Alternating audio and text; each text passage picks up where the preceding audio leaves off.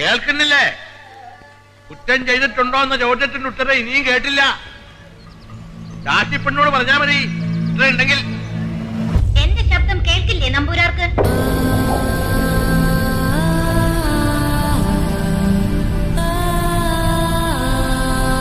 ഞാൻ പറഞ്ഞ് ദാസിപ്പെണ്ണ് ആവർത്തിക്കുന്നതിലും എളുപ്പം ഇതല്ലേ? കുറ്റം ചെയ്തിട്ടുണ്ടോ എന്നാണ് ചോദ്യം.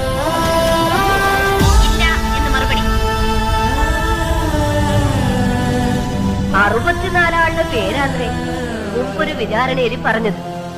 64 കഴിഞ്ഞിട്ട് ഇനി പറയണോന്ന് ചോദിച്ചപ്പോ രാജാവും പറഞ്ഞുത്രേ, നിർത്താം.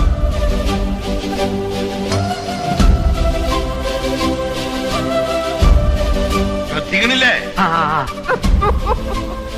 രാജാവിന്റെ